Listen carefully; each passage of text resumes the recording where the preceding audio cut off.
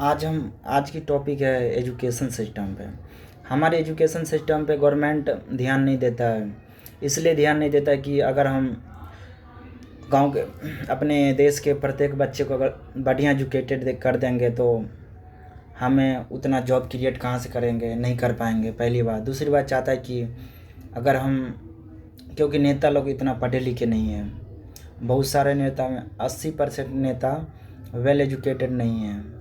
वो चाहते हैं कि अगर हम वो धन के बल पे वो जीत जाता है, धन के बल पे, दबंग के बल पे, मारपीट, मर्डर धन के बल पे करके और दबंगई के बल पे नेता बन जाता है, पहली बात। दूसरी बात, वो उतना एजुकेटेड पर्सन नहीं है। नेता लोग आज के डेट में 80% नेता एजुकेटेड नहीं है।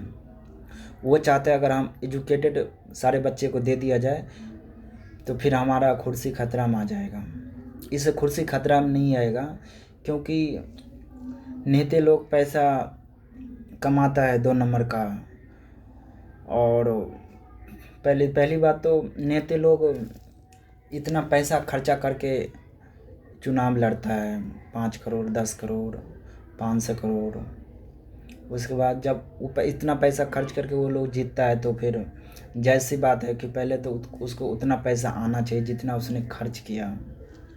उसके बाद पहली बात। दूसरी बात, वो सोचता है कि अगर इस 5 वर्षीय योजना मैंने जीत गया, नेक्स्ट 5 वर्षीय में मैं जीतूँगा या नहीं जीतूँगा, इससे अच्छा क्यों नहीं मूर के साथ साथ सूद, ब्याज का ब्याज का ब्याज, ब्याज का ब्याज, ब्याज का ब्याज, 5 साल में उसने इतना पैसा कमा लेता है, इतना पैसा कमा लेता है, इतना पैसा कमा लेता है को 5 पीढ़ी क्या। और पैसा कमा कर 2 नंबर उसे स्विट्ज़रलैंड बैंक में, विदेश में जाकर ज़मीन खरीद देता है, फ्लाइट खरीदता है, घर बनाता है और बैंक में जाकर पैसा जमा कर लेता है, पहली बात। दूसरी बात, ये दिखाना होगा कि अगर हम सारे, इस वजह से हमारे देश का बहुत कम विकास होता है। और जो गरीब है वो गरीब कभी भी ज़िंदगी में नहीं निकल पाता है गरीबी ज़िंदगी से। वो सोचता है, चाहता है कि हम भी निकल के इससे, वो इतना लगन के साथ मेहनत करता है गरीब फैमिली कि हम भी इस छोटी सी ज़िंदगी से निकल के वो हसीन सपना देखेंगे। लेकिन वो सपना का सपना ही रह जाता है, नहीं हो पाता है। फिर बेटे पे छोड़ देता कि हम नहीं कर पाए तो बेटे करेंगे। फिर बेटे क्या करता है, बेटे को भी पढ़ाते हो, उतना तो पढ़ा नहीं पाते, वो भी बेटे भी गवर्नमेंट स्कूल में पढ़ाई करता है। उसके बाद बेटा भी, मम्मी पापा उसका काम में बिजी रहता है। बेटे कम टीनेजर के स्टूडेंट के बच्चे को उतना नॉलेज नहीं करता है क्या करना है क्या नहीं करना है, बट उसकी मम्मी पापा टाइम नहीं दे पाता बच्चे को, तो बच्चा भी धीरे धीरे धीरे धीरे सही प्लेटफार्म से गलत प्लेटफार्म पर चल जाता है। फिर उनका बच्चा सुधर नहीं पाता है। और 5% ही बच्चा हमारे गांव के बच्चे जो है सही से शिक्षा ले पाता है जिसके मम्मी पापा वेल एजुकेटेड है। और हमारे गांव में एक हिसाब से देखा जाए तो हमारे गांव से लेकर डिस्ट्रिक्ट से लेकर प्रखंड से लेकर और नेशनल लेवल तक कुछ चंद आदमी को इसमें अपना दबदबा बना रखा है। गांव के हिसाब से देखा जाए तो गांव के स्कूल को में अच्छे से पढ़ाया लिखाया नहीं जाता है। लेकिन एक प्रशांत किशोर जी ने सही बात बोला था कि अगर गांव में स्कूल में गवर्नमेंट स्कूल में पढ़ाई लिखा नहीं होता है तो किसी का टेंशन नहीं है, जनता को, पब्लिक को। अगर यहीं एक आर्केस्ट्रा आ जाए तो सब वहाँ पे चल जाएगा देखने के लिए। इसमें सच्चाई है। गांव के फैमिली की भी कमी है, बट ये भी दिक्कत है कि गांव में कुछ ही आदमी स्कूल पे भी दबदबा बना रखा है, उसके खिलाफ़ कोई बोल नहीं सकता है। स्कूल में अगर बोल देगा तो गांव के जो कुछ चुनिंदे आदमी हैं उसके ऊपर कार्रवाई कर दिया जाएगा जानबूझ के, उसको फिर परेशान किया जाएगा। डर से आदमी नहीं बोलता है ऐसे भी।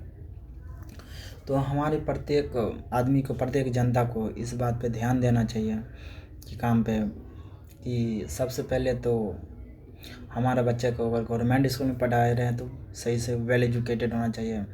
प्रत्येक गवर्नमेंट स्कूल में सीसीटीवी कैमरा लगना चाहिए और बुक दिया जाए, प्रत्येक महीना ड्रेस दिया जाए बच्चे को, 1 महीना पर नहीं तो 2 महीना पर ड्रेस दिया जाए, वेल ड्रेस दिया जाए। अगर हम गवर्नमेंट अगर बच्चे को सही से पढ़ा लिखा देगा तो फिर आने वाले समय में हमारी सरकार को कुछ मुफ्त रेवड़ी बांटने की ज़रूरत नहीं पड़ेगा। ये 5 केजी अनाज, घर द्वार कुछ नहीं पड़ेगा ज़रूरत।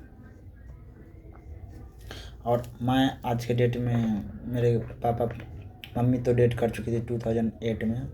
फिर मैंने खुद एजुकेटेड, मैंने 12th तक जैसे तैसे गाँव में किया स्टडी।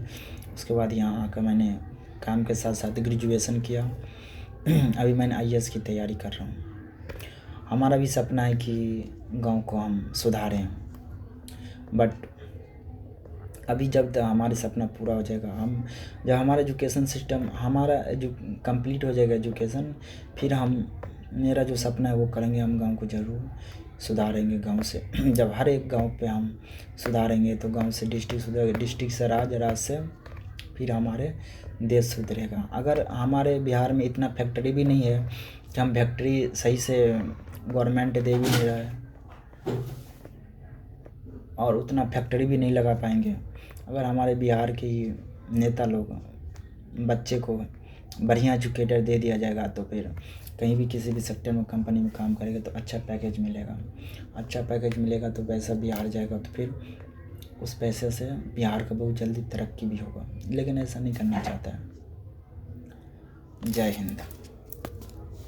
और बहुत सारी बात है जो हम अपने माध्यम से, अपने YouTube के माध्यम से हम अपना विचार रखेंगे। और आने वाले समय में हम तो बिहार को सुधार के ही रहेंगे, चाहे कुछ भी हो जाए। हमें नेता तो नहीं बनना है, बट अगर हम नेता में भी जाएंगे तो फिर ये झूठी राजनीति नहीं करेंगे। और गांव के लिए अगर सबसे पहले गांव में काम करेंगे, गांव में इतना अच्छा से काम करेंगे, इतना अच्छा से काम करें, तभी अगर गांव के आदमी को दिल चाहेगा तो वोट दे। अगर नहीं हम चाहेंगे, अगर नहीं हम काम करें तो हमें वोट ना दे। बट हम नेता नहीं बनेंगे। मेरा सपना है IAS ऑफिसर बनने का।